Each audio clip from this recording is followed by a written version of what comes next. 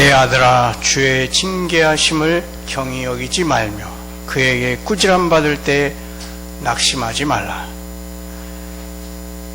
하나님이 내리시는 징벌과 징계의 차이를 정확하게 분별하는 것은 대단히 중요한 일입니다. 이것은 하나님의 영광을 유지하고 그리스도인의 마음의 평화를 위해서 반드시 필요합니다. 그 차이는 아주 간단한데도 우리는 자주 그것을 잊어버립니다. 하나님의 백성은 어떤 경우에도 죄의 대가 때문에 벌을 받지는 않습니다. 신자들의 죄는 이미 하나님께서 십자가에서 벌하셨기 때문입니다. 우리의 대속자이신 주 예수 그리스도께서는 우리의 모든 죄책을 대신 지시고 완전한 형벌을 받으셨습니다. 요한일서 1장 7절, 그 아들 예수의 피가 우리를 모든 죄에서 깨끗하게 하실 것이요. 이 징벌과 징계의 차이점에 대해 우리가 잠깐 생각해 보겠습니다. 첫째로, 징벌과 징계에서 하나님의 역할이 무엇인지 생각해 봅시다. 징벌을 하실 때 하나님의 역할은 재판관입니다. 징계를 하실 때 하나님의 역할은 아버지입니다. 죄책을 물어서 형벌을 선고하는 것은 재판관의 행위입니다. 그러나 이 같은 법적인 의미에서 형벌은 하나님의 자녀들에게는 내려지지 않습니다. 왜냐하면 죄의 대가가 이미 그리스도께로 옮겨졌기 때문입니다. 성경에 이르기를 신이 나무에 달려 그 몸으로 우리 죄를 담당하셨다고 말씀합니다. 그렇지만 신자의 죄가 더 이상 법적으로 처벌될 수 없고 정죄될 수 없어도 징계는 받을 수 있습니다. 그리스도인과 비그리스도인의 명확한 차이점은 그리스도인은 하나님의 가족에 소속된 자라는 사실입니다. 신자와 하나님의 관계는 자녀와 부모의 관계입니다. 자녀이기 때문에 그릇된 행동에 대해 부모의 징계를 받아야 합니다. 두 번째로, 징벌과 징계의 차이점은 그것을 받는 사람들에게 달려 있습니다. 징벌받는 사람은 하나님의 원수입니다. 징계받는 사람은 하나님의 자녀입니다. 하나님은 그의 원수들에게 복수하실 것입니다. 그러나 하나님은 그 자녀들을 훈육시키십니다. 세 번째 차이점은 목적에서 드러납니다. 징벌은 죄에 대한 심판이고 징계는 치유를 위한 것입니다. 징벌은 하나님의 진노로부터 나오고 징계는 하나님의 사랑으로부터 나옵니다. 징벌은 죄인들의 유익을 위해서가 아니고 하나님의 법을 집행하기 위해서입니다. 그러나 징계는 그의 자녀들의 유익을 위해서입니다. 본문 9절과 10절에 또 우리 육신의 아버지가 우리를 징계하여도 공경하였거든 하물며 모든 영의 아버지께 더욱 복종하며 살려 하지 않겠느냐. 그들은 잠시 자기의 뜻대로 우리를 징계하였거니와 오직 하나님은 우리의 유익을 위하여 그의 거룩하심에 참여하게 하시느니라. 징계는 우리가 하나님의 자녀임을 증명합니다. 가족의 아버지는 가족 밖의 사람을 염려하는 것이 아니라 집안 사람들이 자기 뜻을 따르게끔 인도하고 훈련하는 데 관심을 둡니다. 징계는 우리의 유익을 위하고 우리의 행복을 촉진시키기 위한 방법입니다. 온전히 지혜로우신 하나님의 손에 채찍이 잡혀 있습니다. 그러나 우리는 채찍에서 시선이 머물지 말고 채찍 너머를 바라보아야 합니다. 다윗을 생각해 보겠습니다. 다윗에게 가해진 채찍은 악한 죄 때문이었습니다. 시편 여러 곳에서 그는 뼈아픈 회개를 합니다. 하나님을 영화롭게 하는 고백이 나옵니다. 다윗에게 내려진 무서운 매질은 결코 허사가 아니었습니다. 또한 욥은 인간이 받을 수 있는 온갖 고통을 맛보았습니다. 가족과의 사별, 재산의 손실, 끔찍한 육체의 고통들이 겹겹이 닥쳐왔습니다. 그러나 욥은 그 이유를 알지 못했습니다. 하나님이 이 시험을 허락하셨지만 욥이 그러한 고난으로부터 유익을 얻고 하나님의 거룩하심에 더욱 참여하게 하려는 하나님의 귀한 뜻이 있었습니다. 그러나 욥은 그것을 알지 못했습니다. 처음에 욥은 자기가 죄가 없다고 생각했습니다. 그러나 마지막에 그가 하나님을 대면하고 나서는 하나님의 주권을 인정하고 내가 스스로 거두어드리고 회개하나이다 라고 고백했습니다. 이런 의미에서 다윗의 경우에는 하나님의 징계가 특정한 죄에 대한 벌이었지만 욥의 경우에는 자신의 실체를 깨닫게 해주기 위한 것이었습니다. 또한 우리는 아브라함의 경우에서 매우 색다른 양상을 보게 됩니다. 아브라함이 받은 징계의 목적은 영적 은혜의 발전을 위해서였습니다. 아브라함의 연단은 그의 신앙을 강건하게 하고 그의 인내를 완전하게 하기 위하여 사용된 것이었습니다. 아브라함은 세상으로부터 자신을 끊고 여호와 하나님과 더 깊은 교제를 하면서 하나님의 친구가 되기 위하여 연단을 받았습니다.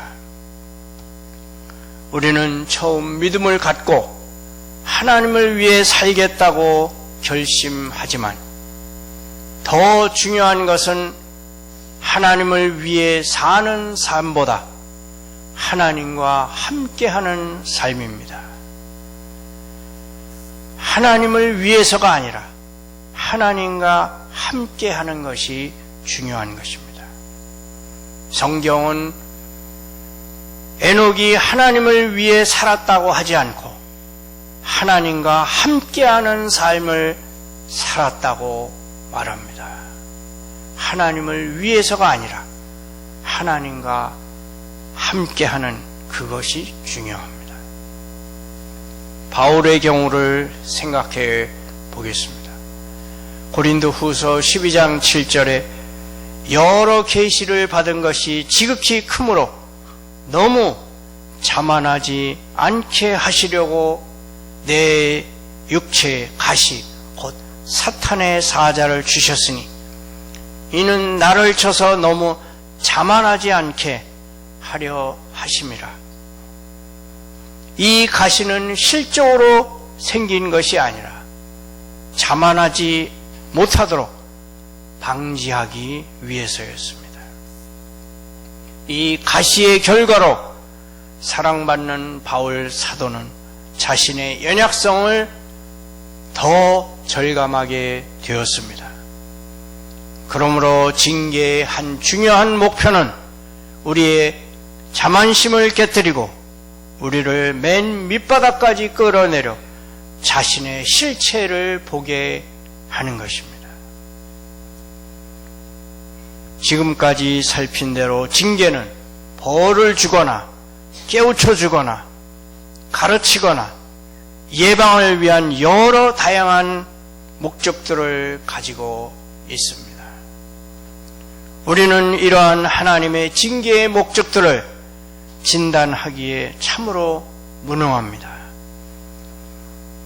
그런데 다른 사람들이 받는 시련에는 잘 알지도 못하면서 너무나 쉽게 판단을 하곤 합니다. 이제 또한 어떻게 징계를 받을 것인가 하는 것을 한번 생각해 보겠습니다. 모든 징계가 받는 자를 거룩하게 하는 것은 아닙니다. 어떤 이는 마음이 굳어지고 어떤 이는 허물어집니다. 이것은 고통을 받아들일 때 마음가짐에 달려 있습니다. 연단이나 시험 자체에 덕이 있는 것은 아닙니다. 그것들은 오직 하나님의 복의 도구로 쓰여질 때에만 신자들에게 유익이 됩니다. 곧 의의 평강의 열매가 맺어집니다. 여기 성경 본문은 우리가 주의해야 할 두 가지 다른 종류의 위험성에 대해서 경고합니다. 그것은 경히 여기는 것, 곧 가볍게 여기는 것과 낙심하는 것입니다. 이것은 두 개의 극단입니다. 첫째로 채찍을 경히 여기는 것입니다. 우리는 하나님의 징계하심을 여러 가지 면에서 경히 가볍게 여길 수 있습니다. 첫째로 굳은 마음으로 그렇게 합니다. 극기는 세속적인 지혜의 저신입니다. 세상 사람들은 이를 악물고 용감히 맞서는 것이 문제 해결의 최상책이라고 생각합니다. 그들에게는 하나님의 위로도 없고 영적인 상담자도 없기에 부족한 자력에 전적으로 매달려야 합니다. 하나님의 자녀가 사탄의 자녀처럼 세상의 자녀처럼 처신하는 것은 심히 슬픈 일입니다. 우리가 굳은 마음으로 극기를 하기보다는 믿음으로 하나님을 의뢰하여 우리의 마음이 하나님 앞에서 녹아나야 합니다. 두 번째로 우리는 불평을 함으로써 채찍을 가볍게 여깁니다. 불평은 이스라엘 민족들이 광야에서 늘 행하던 악습이었습니다. 지금도 많은 신자들이 불평을 합니다. 내가 뭘 잘못했기에 이 고통을 당하는가 라고 생각합니다. 우리는 남들을 둘러보며 그들의 짐이 내 짐보다 훨씬 더 가벼운 짐 같아서 부러워하고 또 불만스러워합니다. 그러나 기억하십시오. 우리는 불평할수록 더 힘들어집니다. 하나님의 첫 번째 단련에 우리가 겸손해지지 못하면 하나님은 두 번째 채찍을 드십니다. 우리가 순금이 되기 위해서는 아직도 불순물이 얼마나 남았는지 자신에게 상기시키십시오. 또한 세 번째로 우리가 부주의함으로써 경히 여깁니다. 사람들은 자신의 잘못들을 시정하는 데 실패하는 일이 많습니다. 본문의 권고는 우리 모두에게 필요한 말씀입니다. 하나님의 채찍을 가볍게 여긴 신자들은 결과적으로 아무런 유익도 얻지 못했습니다. 질병과 파산과 사별 등을 당할 때에도 그들은 자신들을 기도하는 마음으로 점검하며 성화의 기회로 삼지 않습니다. 징계하실 때에는 그 이유가 있다는 것을 우리는 명심해야 합니다. 이제 두 번째로 낙심하는 것이 있습니다. 하나님의 채찍을 경히 여기지 말라는 경고 다음에 또한 채찍 때문에 낙심해서는 안 된다는 말씀이 나옵니다. 하나님의 견책에 낙심하는 신뢰는 세 가지가 있습니다. 첫째는 모든 것을 포기할 때입니다. 이것은 우리가 절망에 빠져버릴 때 일어나는 현상입니다. 자기가 도무지 더 이상 견딜 수 없다고 결론을 내립니다. 그는 실의에 차게 되고 어둠이 그를 엄습해 버리며 희망의 빛이 차단되고 감사의 목소리가 들어갑니다. 절망한다는 것은 우리의 의무를 감당할 수 없다고 자신을 내던지는 포기입니다. 얼마나 많은 신자들이 역경에 닥쳤을 때 싸우기를 포기해 버립니까? 얼마나 많은 사람들이 하나님의 손이 너무 무겁게 내려 누른다고 말하며 자신은 아무것도 할 수 없다고 포기합니까? 그러나 하나님의 말씀을 붙잡으십시오. 데살로니가전서 4장 13절 소망 없는 다른 이와 같이 슬퍼하지 말라.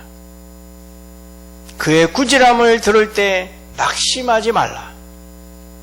하나님께 나아가며 그의 징계하심 가운데 있는 하나님의 손을 깨달으십시오. 여러분의 고통도 모든 것을 합력하여 선을 이루시는 것 중에 하나임을 기억하십시오. 둘째로 자기가 정말 하나님의 자녀인가를 의심할 때입니다. 하나님의 채찍을 맞을 때 자기가 결국은 하나님의 자녀가 아니었다고 생각하는 신자가 있습니다. 그들은 의인은 고난이 많다는 시편 말씀을 잊어버린 것입니다. 어떤 사람은 내가 만약 하나님의 자녀라면 이런 궁핍과 불행과 아픔은 겪지 말아야 한다고 생각합니다.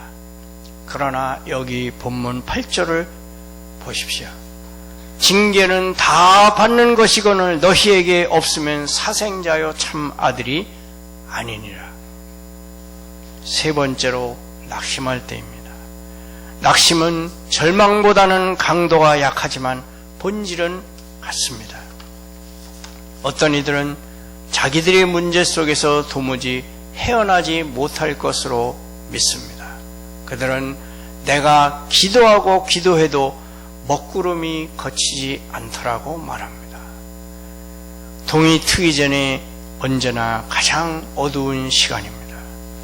그러므로 하나님의 견책을 받을 때 낙심하지 마십시오.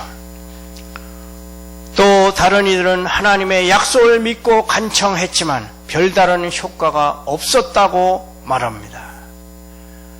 하나님의 자녀가 하나님에 대해서 어떻게 이런 불신을 말할 수 있습니까? 우리는 불신의 말을 입 밖에 내서는 안 됩니다. 여러분은 하나님의 징계가 오래되어서 그의 채찍이 끝나지 않을 것이라고 생각하십니까? 오히려 하나님의 채찍이 오래되었으니 이제 곧 내가 건져질 것이라고 말해야 하지 않겠습니까?